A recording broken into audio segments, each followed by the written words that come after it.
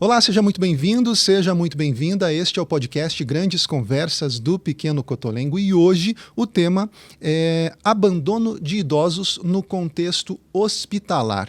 A gente vai falar sobre este assunto tão importante e que tem registrado cada vez mais alto esse índice de abandono de idosos aqui no Paraná. Para conversar sobre este tema, aqui comigo, Júlio Nunes, está o Dr. Tiago Kushner, que é o diretor técnico do Complexo de Saúde Pequeno Cotolengo.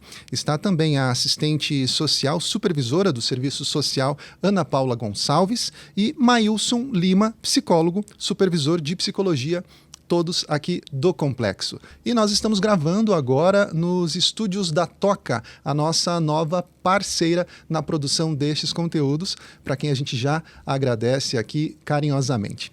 Bom, vamos começar conversando então sobre este assunto, um assunto delicado que muitas pessoas não fazem ideia, né?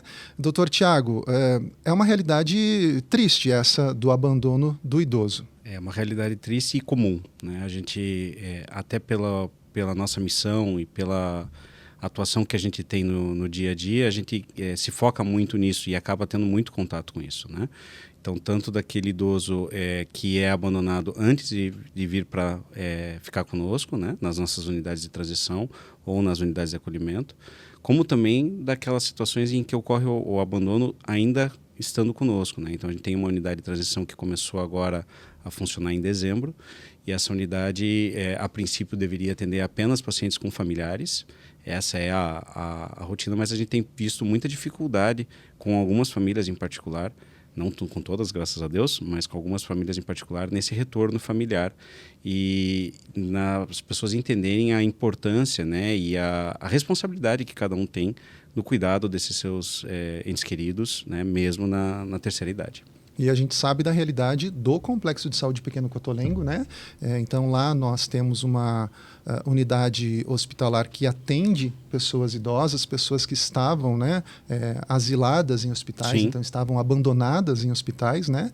E aí vão para a gente, para que a gente possa trabalhar, manter os cuidados e também liberar, né, outros leitos em hospitais para atendimentos mais graves, né? Exato.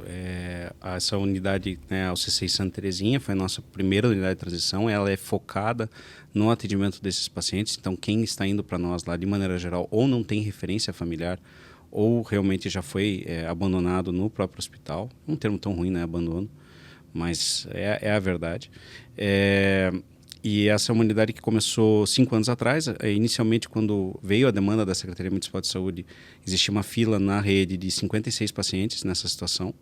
E recentemente a gente teve uma visita, né, uma reunião com o pessoal da Secretaria Municipal de Saúde, e é um problema que cresceu de lá para cá, né? Então, apesar da unidade, apesar de outras unidades que a Secretaria Municipal de Saúde também desenvolveu ao longo dos anos para atender essa população, esse é um problema que tem crescido, né? Tem sido discutido bastante nas reuniões da Secretaria Municipal de Saúde com os hospitais parceiros, porque isso tem crescido bastante, né? E a rede acaba não tendo os leitos disponíveis porque eles estão ocupados por pessoas que não precisariam mais estar lá. E isso traz uma série de problemas, não só no que diz respeito ao fluxo da rede, né? A hora que eu caio de moto eu não tenho leito para deitar porque tem um idoso que não deveria mais estar lá e que já está recuperado, mas que a família não levou para casa, mas para o próprio paciente, né? Que com frequência chega para nós, e o Maílson é nosso psicólogo e ficou muito tempo atuando ali na UC6 Santa Terezinha. Ele consegue nos dizer, né, o impacto que isso tem para as pessoas e a dificuldade que é trabalhar com essa população. Uhum. O impacto psicológico é muito grande, né, para essas pessoas, porque ser abandonado em qualquer idade é uma questão difícil, né, principalmente quando a gente está falando de idoso e, né, que tem uma situação já de vulnerabilidade ali. Então, eu fiquei 2 anos ali na UCC como psicólogo, e o que eu via bastante eram muitos aspectos assim depressivos, né, alterações de humor, de comportamento, né, das pessoas idosas, e essa sensação, né, de ser abandonado numa fase que está em vulnerabilidade, que né, que a gente considera como frágil ali. Então, o trabalho da psicologia é muito relevante, né, nesse momento, para dar um suporte emocional, né, fazer psicoterapia para pessoa também poder elaborar isso de alguma certa forma e dar continuidade na vida. Acho que é isso, né? Se reinventar na vida a partir dessa situação que aconteceu com ela. Uhum. E Ana, ali você tem, né, informações ali específicas de cada caso, né? Qual que é o perfil desse idoso que é abandonado? Mas, sabe, fazendo um gancho só no que o Dr. Tiago traz, a respeito de como vem aumentando. Então, eu fiz uma pesquisa bem rápida, sabe, a respeito justamente disso, assim, porque a gente recebe muito pedido mesmo, através de telefone, e-mail, para deixar esse idoso ali dentro do Pequeno Cotolengo. Então, assim, em 2022, a gente teve segundo o Ministério dos Direitos Humanos, a gente teve um registro via o número 100, né? Assim como através dos conselhos municipais e estaduais da pessoa idosa. Então, assim, em 2022, a gente teve um registro de 11.359 registros de abandono. No país. Né? E em 2023, eu fiquei, assim, assustada até, que foi 100%, assim, 22.636 casos. Nossa. Então, assim, realmente vem de encontro com aquilo que a gente acaba conversando de vez em quando ali, a respeito de como tem crescido mesmo esse número, né?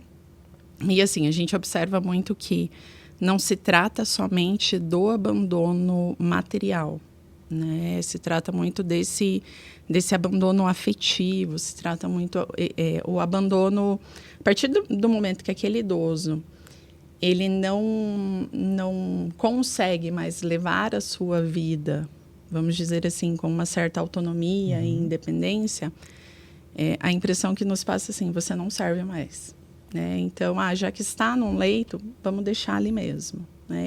O Estado resolve. Né?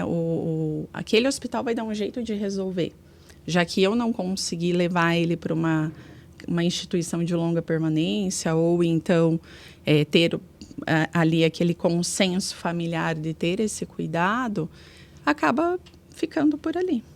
E olha que interessante, né? A expectativa de vida está aumentando, né? Hoje é de 77 anos, em 2010 era de 73. E aí os dados mostram, né, que em 2021 eram 30,3 milhões de pessoas na faixa, né, de idosos. E em 2060 a gente vai ter 3 idosos para cada 10 brasileiros com menos idade, né? Então o público vai aumentar e provavelmente o número de abandono também aumente. Segundo os dados da Organização Mundial de Saúde, até 2025 o Brasil ele estará como o 6º país com mais população idosa. Então, imagina como que isso não vai ficar, né? Porque é justamente isso. Da mesma forma que vem aumentando essa questão da idade, a gente observa também que o abandono tem sido muito recorrente. Né? E assim, é tão engraçado isso, você pensar sempre no abandono assim, é um abandono financeiro. Não, sabe? O Estatuto da Pessoa Idosa, ele é muito claro, assim, né? Ele fala justamente, né? Quando o Dr. Tiago fala, o abandono é uma palavra muito forte, mas no próprio Estatuto já sinaliza essa questão mesmo do abandono, né? Então, você se questiona assim, puxa, se foi criada uma lei, tem um artigo específico para isso, a que ponto que o ser humano vem chegando? A gente acaba não tendo assim aquela consideração a pessoa que está envelhecendo, a pessoa que até então foi útil, que até então serviu, mas agora não me serve mais, né? Infelizmente é essa a nossa realidade. Então, quando se trata assim, a gente observa que dentro desses dados que o Ministério dos Direitos Humanos traz, é mais um abandono realmente afetivo ou então vinculado a essa violência psicológica do que propriamente a condição financeira em si. Então, assim, esse abandono hospitalar, esse abandono em casas de saúde ou então em instituições de longa permanência, caracteriza muito essa questão de... Não é o fato, eu vou lá e vou pagar e está tudo bem, né? e não vou mais aparecer lá. Ou, está agora num hospital, está lá num leito, está sendo cuidado, então a partir de agora eu não preciso mais ir lá. Né? Então, isso é lei. Né? E a pena é de 6 meses até 3 anos, junto com multa. Então, é algo assim que a gente sabe que existe. Mas é crime, né? O abandono de idoso, Exato. de incapaz, é crime. Mas a gente sabe que muitas vezes as pessoas nem têm conhecimento, né? E também desconsideram. Pois é. Né? Maílson, falando ali dessa questão, né, da psicologia que você atua fortemente dentro, né, do complexo, como é que fica a cabeça desses idosos que têm o cognitivo preservado, né, que conseguem entender que estão abandonados? Conta pra gente um pouquinho disso. Eles trazem claramente, né, essa sensação do abandono, né, que criaram filhos, né, que têm irmãos, que têm outros parentes, e que nesse momento que eles mais precisam é o momento que não tem esse apoio da família, né? Então, como eu tinha falado, muitos assim vêm com aspectos mesmo entrando em uma depressão, né? Aspectos mais depressivos ou irritabilidade, outras questões que são em decorrência dessa sensação de abandono mesmo, né? O que eu estava pensando, né, que nos atendimentos muitos falam assim da sua biografia, né? Porque construir uma história até ali, né, de ter filhos, ter trabalhado, ter estudado, né, ter tido uma história em si. E aí chega nesse momento do abandono, muitos pensam que a sua biografia acabou, né? E aí o trabalho da psicologia, eu vejo que é muito de resgatar essa biografia, né, reconhecer o valor da pessoa, né, que autoestima, né? A autoestima dela, né, e tudo que ela construiu até então, e que ela, né, é possível ela se reorganizar ali e continuar construindo alguma coisa, né?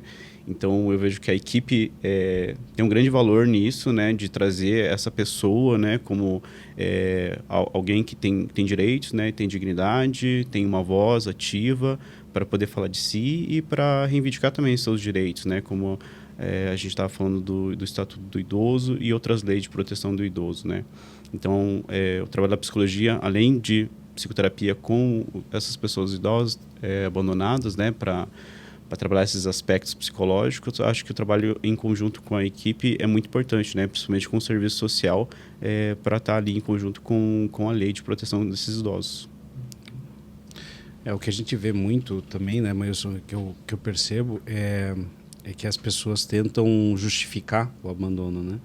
Então, eu sempre falo que lá no Pequeno Cotolengo, na maior parte das vezes, a gente não tem histórias bonitas que levaram as pessoas para lá, né? Ninguém vai lá para o Cotolengo porque quis ou porque escolheu, ou poucas pessoas vão, né? Hoje, graças a Deus, a gente tem os atendimentos ambulatoriais e isso tem mudado um pouco.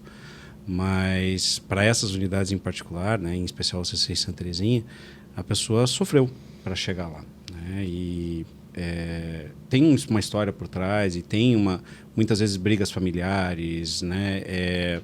Comportamentos que foram inadequados durante a vida daquela pessoa que hoje é idosa e que são utilizados muitas vezes pelas famílias para justificar essa separação, esse afastamento, mesmo que o paciente naquele momento, né, tenha saído daquele comportamento autolesivo e esteja numa situação melhor, esteja mais estável. Eu acho que isso é uma coisa que eu vejo muito, assim. Eu já fiz algumas abordagens com familiares que me trazem justamente isso. O senhor não conhece essa pessoa, eu conheço essa pessoa, eu conheço meu pai e eu sei como é que ele era. Às vezes eu sei, mas agora ele não é mais assim, ele mudou, né? E as pessoas podem mudar e podem mudar na terceira idade também, no fim da sua vida, né? Nos últimos anos da sua vida, digamos assim. Sim. Acho que tem uma questão de vulnerabilidade social muito importante, né? Em muitos casos. E a falta de acesso aí a tratamentos, a serviços de saúde mental também para as pessoas. Então, às vezes, na maioria das vezes, na verdade, o familiar ali idoso tinha algum transtorno afetivo, né, alguma questão com alcoolismo ou usuário de outras drogas, né, e o que dificulta ali a relação com o familiar, com os parentes, né. Então, acho que essa falta de acesso a esses recursos, equipamentos, acaba atrapalhando realmente o vínculo familiar, né, e acarretando ali também um ressentimento, né, do familiar, do parente, porque realmente são questões delicadas e difíceis de lidar, né. Então, acho que isso é importante, né? Orientar as pessoas sobre o acesso ao CAPS, a outros equipamentos, né? Que a pessoa pode frequentar durante a vida para fazer esse tratamento, para não chegar no final da vida, no final ali, depois de 60 anos, né? E a pessoa ter uma relação tão difícil com os parentes, né? Por causa de um transtorno que podia ser tratado. Lá no CCI, a gente já recebeu vários pacientes que começaram a fazer algum tratamento psiquiátrico quando chega lá, né? A partir dos 60 anos. Então, olha quanto tempo a pessoa perdeu de tratamento, né? Seja com a psiquiatria, com a psicologia, e não teve uma qualidade de vida ali boa, né? Para ter uma boa relação com os parentes e com a sociedade em si, né? Então, eu acho que falta muito disso, né? Esse preparo para chegar aos 60 anos e a falta de informação, a falta de recursos e equipamentos para a pessoa fazer um tratamento adequado. É o que acaba se referindo ali ao abandono afetivo inverso, né? Que é quando existe esse abandono por parte dos filhos. Então, é algo que a gente sabe que é dever, né, dos filhos neste período, né? Mas, assim, a gente observa que não faz muito, assim, sentido para eles darem essa continuidade. Então, nos chama muito a atenção, assim, quando você vai fazer um atendimento familiar ali e tem essas justificativas, né? Como a Ilson traz, no sentido de, mas eu não tenho um vínculo bom. Eu não fui criada por ele, né? Eu não... Então, assim, são N justificativas que... Pra gente, assim, a gente entende, a gente tenta se colocar ali um pouquinho no lugar, ter essa empatia. Até não julga, né? Exato, né? Mas, assim, em contrapartida, a gente fica se questionando muito assim, puxa, mas é um ser humano. E para nós, assim, é inadmissível uma pessoa ficar dentro de um ambiente hospitalar, sendo... Por mais que ali dentro do Cotolengo a gente tenta, né, de todas as formas, seja num passeio, seja numa conversa, enfim, tudo que a gente pode proporcionar, a gente tem feito.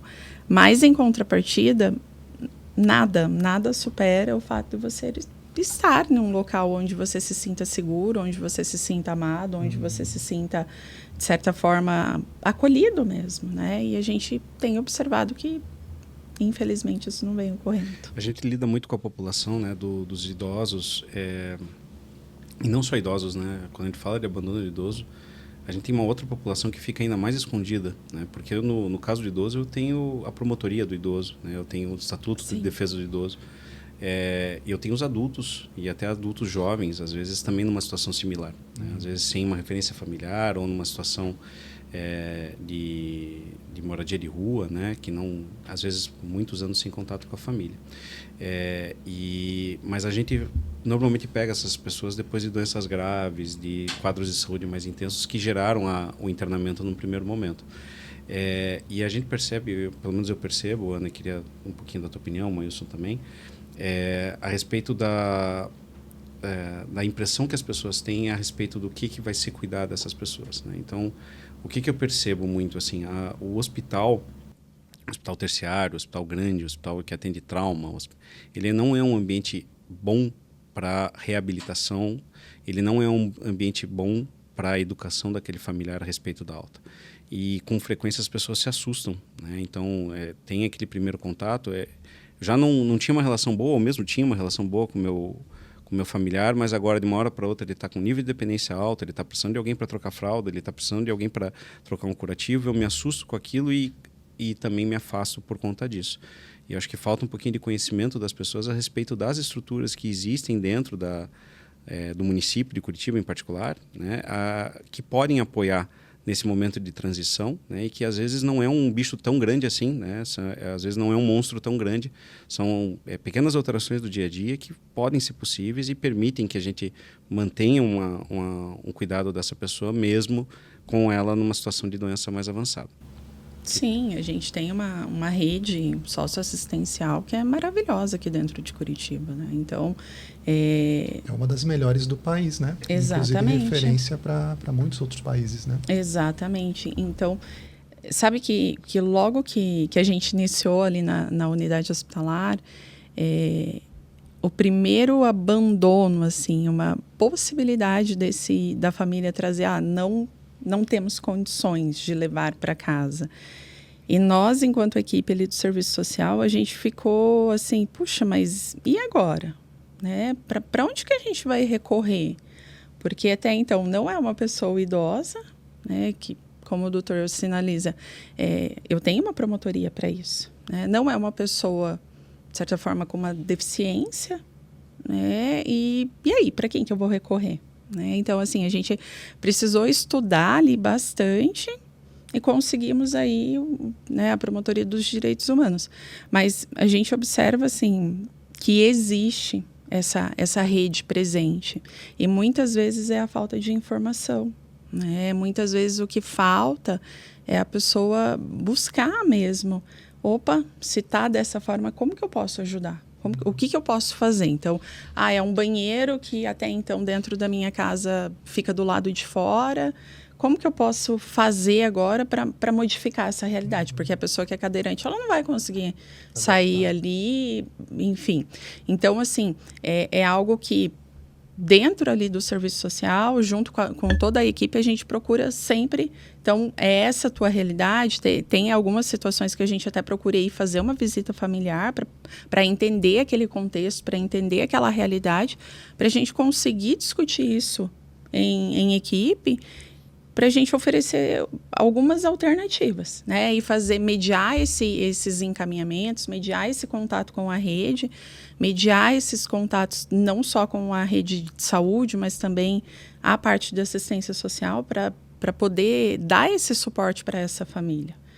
Porque a gente compreende assim, então, se o banheiro que está lá fora é o problema, qual é a forma que o município consegue ajudar? Para que essa família não abandone essa pessoa. Ou coloque ele... Porque a gente entende que uma instituição de longa permanência, ela tem que ser a última possibilidade, né? A última alternativa.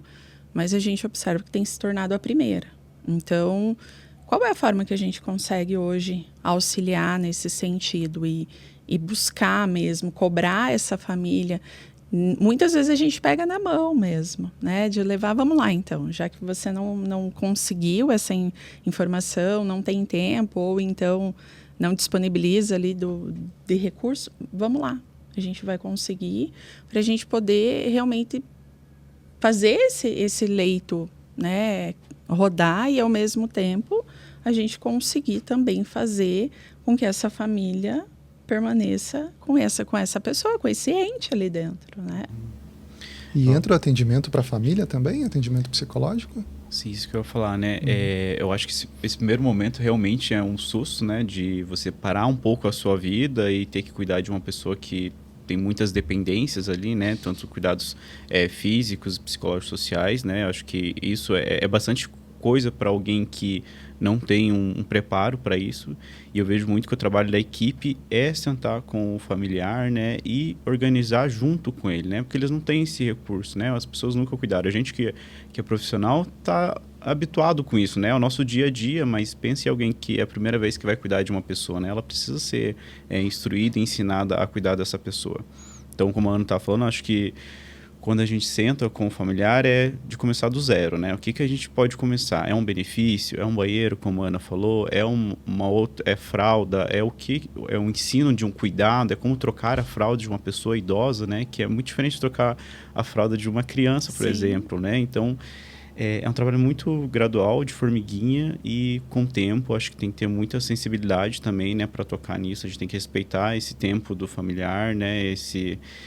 Essa falta de conhecimento dele e ensinando, né? Acho que isso que é importante lá, principalmente na UH que a gente faz, né? Dessa transição de cuidado, né? É pensar sair dessa alta complexidade lá do hospital e internar lá com a gente e fazer esse ensino para a família, né? Tanto de questões práticas e o acompanhamento psicológico, eu acho que o familiar é fundamental, né?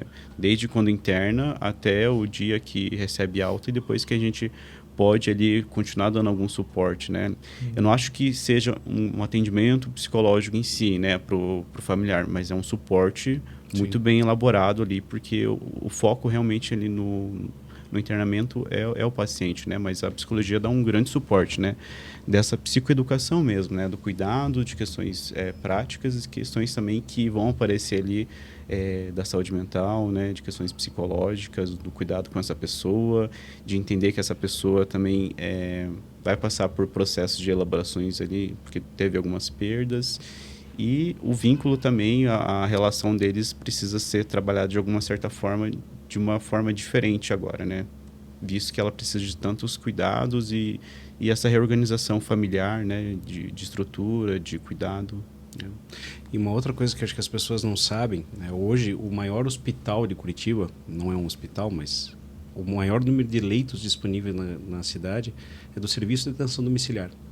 Então hoje Curitiba conta com mais de 1.000 leitos em atenção domiciliar e uma equipe com mais de 20 equipes para fazer esse cuidado.